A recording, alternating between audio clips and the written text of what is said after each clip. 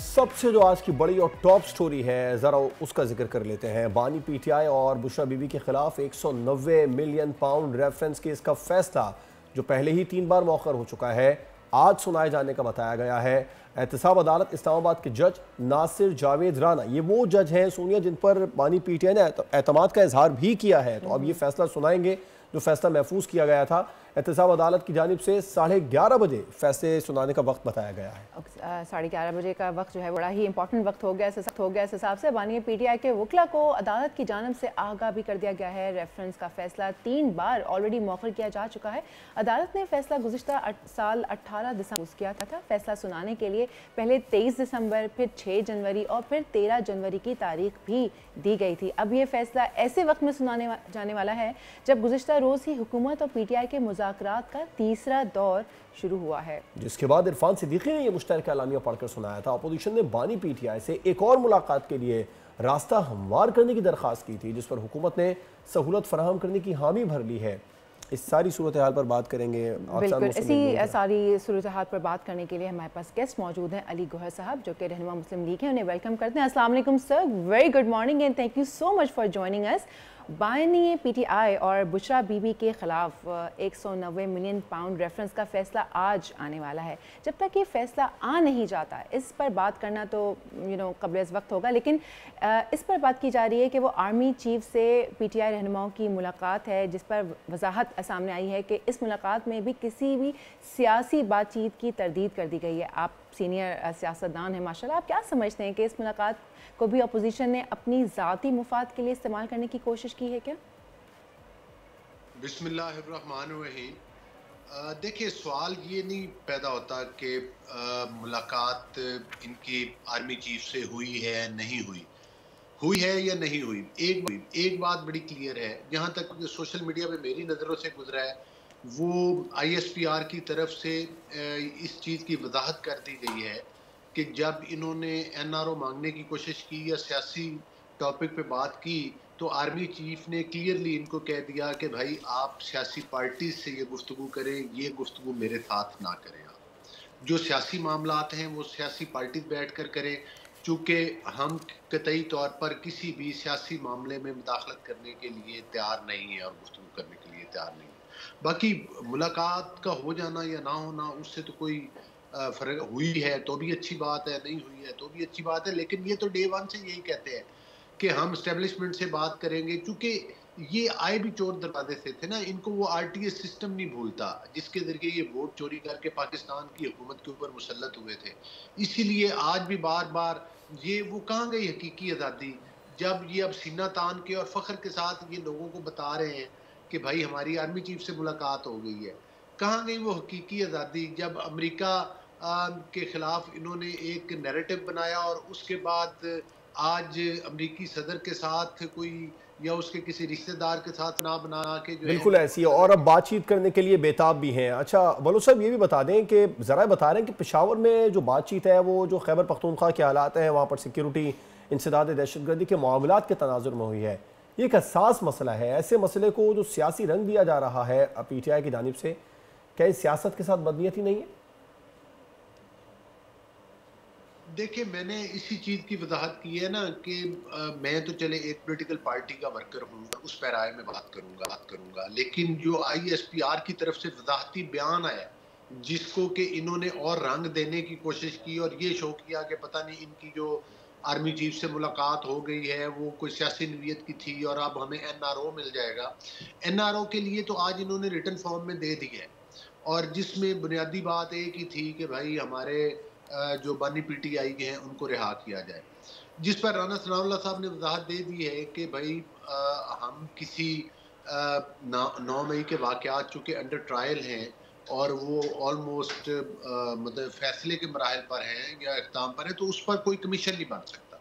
तो लिहाजा कमीशन नहीं बन सकता तो फैसले अदालतें करेंगी, उस पर तो हम कमीशन बना ही नहीं सकते, क्योंकि अदालतों में मैटर हैं और उनको कैसे रोका जा सकता है जबकि उनकी प्रोसीडिंग भी चल रही है। दूसरी बात ये है कि जो ये कहते हैं कि हमारी मुलाकात हुई है, तो उसके लिए ISPR की तरफ से जो वजाहत आ गई है, मेरा ख्याल है वही काफ़ी है।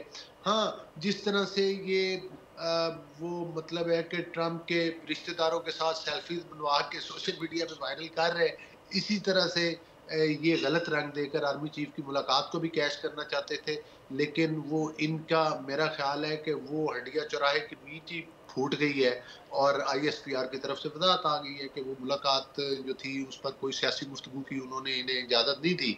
और दूसरी बात है, ज़ाहिर है KPK में काफ़ी इशूज़ हैं, उसमें तो गवर्नर साहब की भी पिक्चर साथ है, वो भी बैठे हुए हैं, ये भी बैठे हुए हैं, तो मेरा नहीं ख्याल कि इससे कोई फ़र्क पड़ता।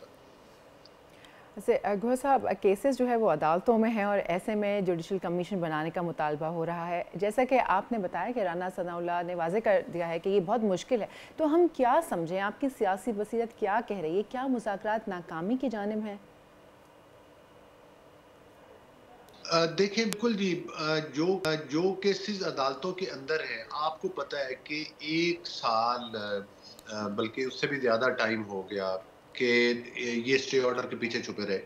जब इनका अपना दौरे हुकूमत था तो बानी PTI जो थे वो खुद बड़े लेक्चर दिया करते थे कि फौजी अदालतें मुल्क के लिए क्यों ज़रूरी हैं और जो आम अदालतें हैं वहाँ से केसों में रिलीफ मिल जाता है और प्रोसिक्यूशन का सिस्टम ठीक नहीं होता।